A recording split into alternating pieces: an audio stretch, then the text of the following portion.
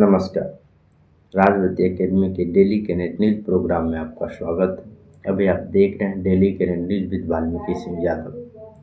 हाल ही में मंगलवार को जम्मू कश्मीर के अनंतनाग जिले के पहलगाम के बैसान घाटी में हुए आतंकी हमला में करीब 26 लोगों की मृत्यु हुई, जिनमें से सभी पर्यटक थे और 2 स्थानीय लोग होने की आशंका है, जो अभी चर्चा का विषय बना हुआ है। आइए इसकी स्थिति और स्पष्ट जानकारी को समझते हैं। पहलगाम आतंकी हमला और आधुनिक हथियार।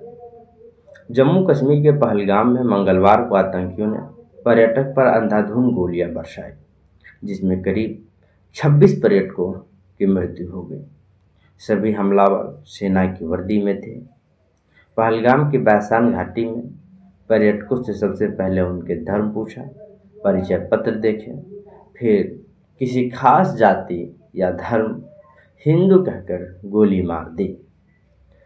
अधिक जो मृतक थे उसमें से ज़्यादा पर्यटक ही थे, जिसमें 2 विदेशी और 2 स्थानीय नागरिक भी शामिल रहे।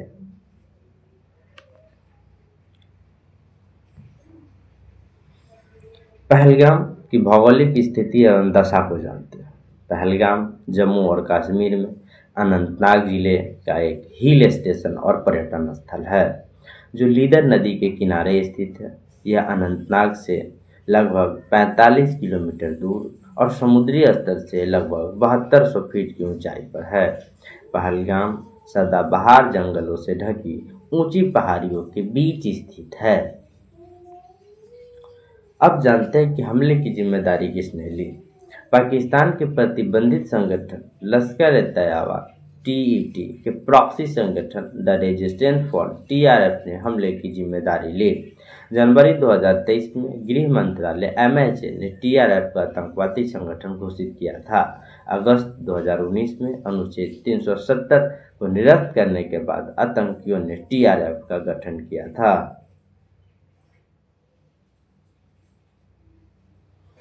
अब जानते हैं कि पहलगाम क्यों प्रसिद्ध है। इसे मिनी स्विट्जरलैंड भी कहा जाता है।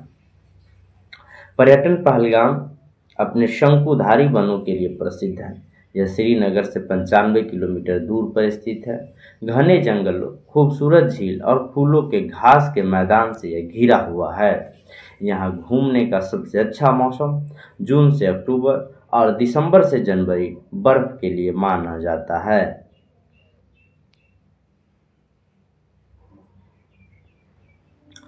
पहलगाम अनंतनाग जिले के एक प्रसिद्ध स्वास्थ्य रिसोर्ट है।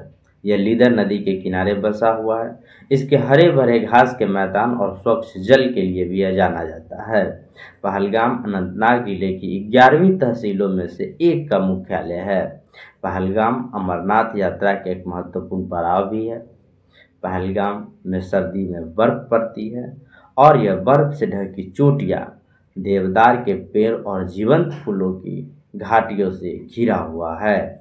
पहलगाम घूमने का सबसे अच्छा समय अप्रैल से जून के महीने का है। पहलगाम का नामकरण चरवाहा शब्द से हुआ है, क्योंकि यह मार्ग घास भूमि से घिरा हुआ है और ग्रीष्म ऋतुओं में पशु चराने के लिए यह उत्तम स्थान माना जाता है।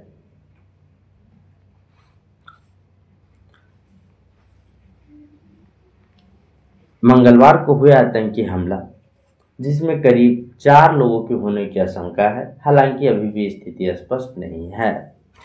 हमलावरों में 2 स्थानीय और 2 पाकिस्तानी यानी विदेशी हमलावरों के होने की आशंका है, जिसकी भी स्थिति अभी तक स्पष्ट नहीं हो पाई है।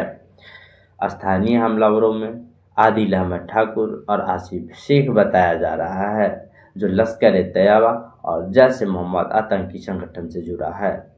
हमलावर आधुनिक हथियार से लैस थे, जिसमें रूसी AK-47, American M4 carbene rifle शामिल रहा। यह दोनों राइफल आतंकियों की पहली पसंद होती है। इसके साथ हमला की स्थिति को रिकॉर्ड करने के लिए बॉडी कैमरा का भी प्रयोग किया गया था। इसके साथ हाईटेक टेलीकॉम उपकरण और नेविगेशन टूल्स का भी प्रयोग किया गया, जिससे हमले के बाद सुरक्षित तरीके से हमलावर निकलने में सफल रहा।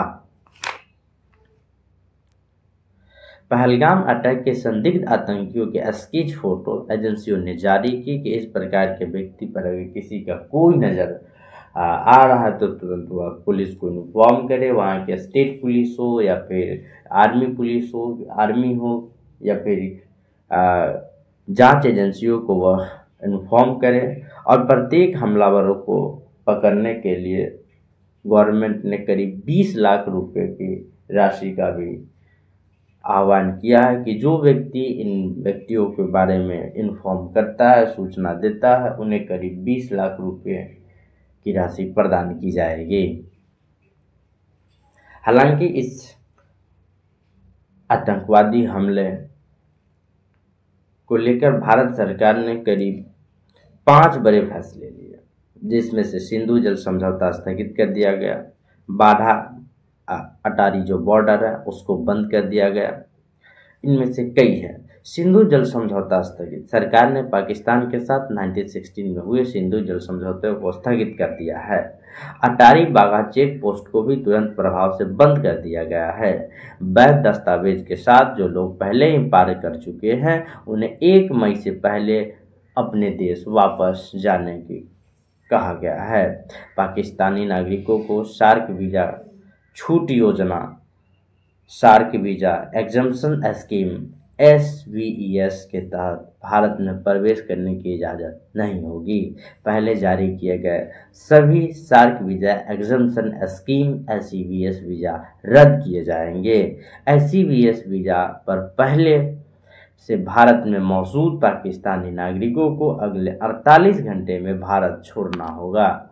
दिल्ली स्थित पाकिस्तानी उच्चायोग में तैनात रक्षा और सैन्य सलाहकारों को पर्सोना नॉन ग्रेटा घोषित किया गया है। उन्हें 1 सप्ताह के भीतर भारत छोड़ने का आदेश दिया गया है। इस तहत भारत अपने रक्षा सलाहकार को इस्लामाबाद से वापस बुलाएगा। ऐसे 5 सहयोगी स्टाफ भी वापस बुलाए जाएंगे जो इन पदों को अब शून्य माना जाएगा।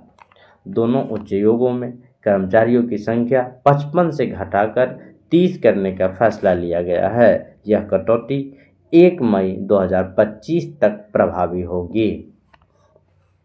हालांकि इसके जवाब में पाकिस्तान ने भी कुछ ज़रूरी कदम उठाए हैं। पाकिस्तान सरकार की मीटिंग में शिमला समझौते समेत भारत के साथ सभी द्विपक्षीय समझौतों को सभी व्यापार स्थगित और निलंबित कर दिए गए हैं। भारत के लिए हवाई क्षेत्र बंद, बाघा सीमा भी बंद करने का ऐलान किया गया है। सिंधु जल संधि के तहत पानी रोकने या मोड़ने का कोई भी प्रयास युद्ध की कार्रवाई को माना जाएगा। भारत के रक्षा सलाहकार और उनके सहायकों को देश छोड़ने को कहा गया है।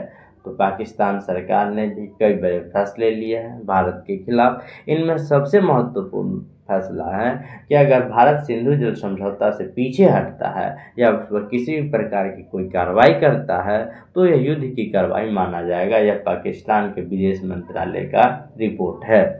हालांकि दोनों देशों के बीच मैत्रीपूर्वक संबंध और उनके रिलेशन को बनाए रखने के लिए संयुक्त राष्ट्र ने भारत और पाकिस्तान से अधिक संयम बरतने की बात कही है और किसी भी ऐसे कदम से बचने की अपील की है जिससे हालत और गंभीर ना हो।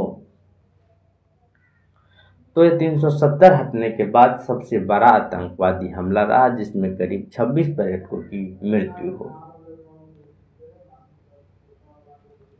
तो daily current news with Valmiki Singh Yadav, Rajwati academy का एक डेली करंट न्यूज़ प्रोग्राम चर्चा में रहने वाले विषयों को आपके सामने लाता है। इसके बाद किसी भी प्रकार का कोई भी घटना इससे संबंधित होगा उन्हें फिर डेली करंट न्यूज़ प्रोग्राम के तहत लाया जाएगा। तो आज के लिए इतना ही, धन्यवाद।